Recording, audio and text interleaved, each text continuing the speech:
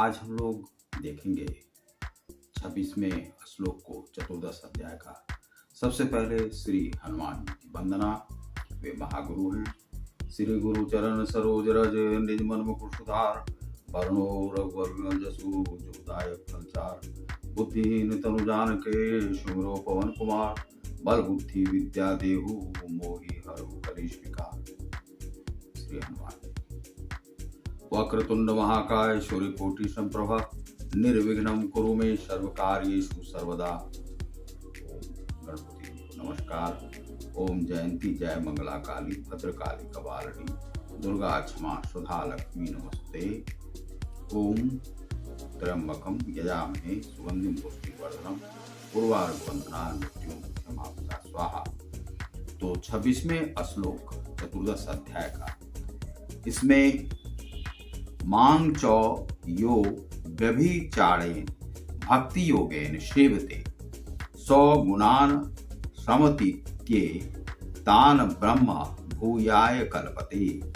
माम मेरी चौभी यह जो व्यक्ति अव्यभिचारेण बिना विचलित हुए भक्ति योगेन भक्ति से सेवते सेवा करता है, सह वह गुणान प्रकृति के गुणों को समतित्य लांग कर एतान इन सब ब्रह्म भूयाय ब्रह्म पद तक ऊपर उठा हुआ कल्पते हो जाता है। जो समस्त परिस्थितियों में अविचलित भाव से पूर्ण भक्ति में प्रवृत्त होता है, वह तुरंत ही प्रकृति के गुणों को लांग कर और इस प्रकार ब्रह्म के स्तर तक पहुंच जाता है। यह प्रभुपाद महाशय, ये भक्ति वेदांत प्रभुपाद महाशय के उस श्लोक के अर्थ के अनुसार है। ब्रह्मणो ही प्रतिष्ठा हम मृत स्याव्यय अस्य च, शाश्वतस्य च धर्मस्य सुख से कांति कस्य च। अव्ययस्य अविनाशी का सुखस्य सुख का एकांतिकस्य चरम अंतिम चौभी। और मैं ही उस निराकार ब्रह्म का आश्रय हूँ जो अमर्त्य अविनाशी तथा शाश्वत है और चरम सुख का स्वाभाविक पद है। यह 27वें श्लोक पर यह चतुर्दश अध्याय समाप्त होता है।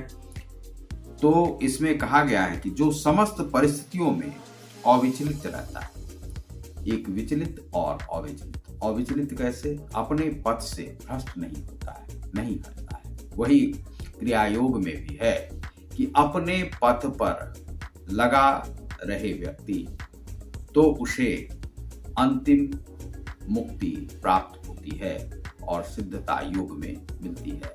यदि उसी से मनुष्य विचलित हो जाता है तो उसे सिद्धि की प्राप्ति नहीं होती है, योग सिद्ध नहीं होता है और वह पथभ्रष्ट हो जाता है और योग भ्रष्ट भी हो जाता है।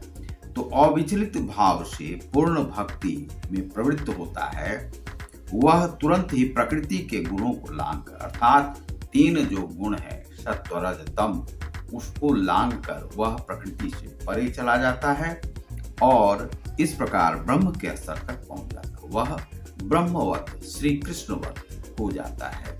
उसमें ब्रह्म तत्व की जो है वह प्राप्ति हो जाती है और ब्रह्मवत हो जाता है।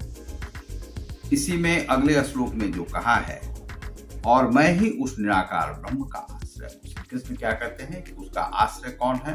तो श्री कृष्ण है, जो अमर्त्य है, अमर्त्य यानी मरते नहीं है, अविनाशी है तथा शाश्वत है और चरम सुख का स्वाभाविक पद है।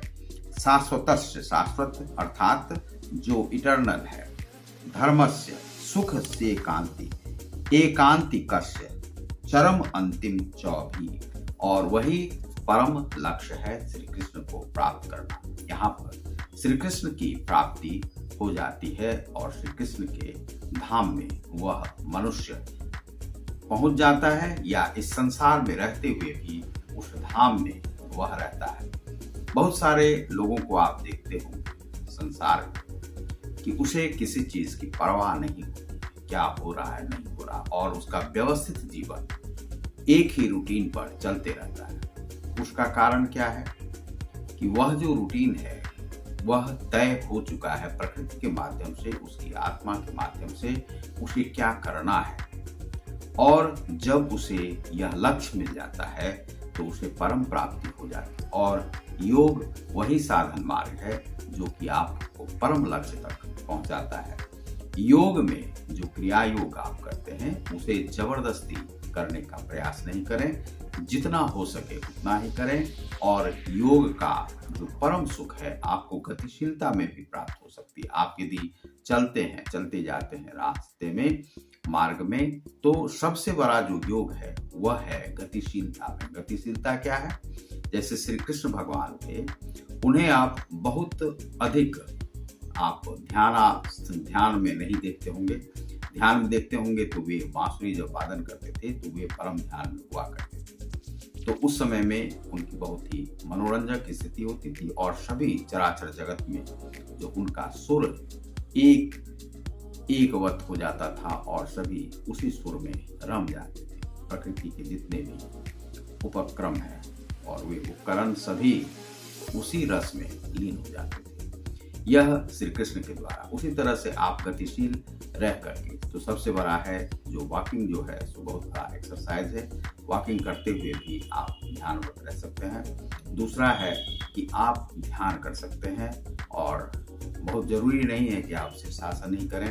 शीर्षासन आपको यदि होता है तो आप करें, अन्यथा आप नहीं करें। तो साधन में आप ध्यान के मार्ग से जा सकते हैं, गतिशीलता के मार्ग से जा सकते हैं, परम को आप भज सकते हैं, तो आपको परमोपलब्धि प्राप्त हो जाएगी, परम की प्राप्ति हो जाएगी। तो आप देख रहे हैं ग्लोबल योग गीता को। बहुत बहुत धन्यवाद। नमस्कार।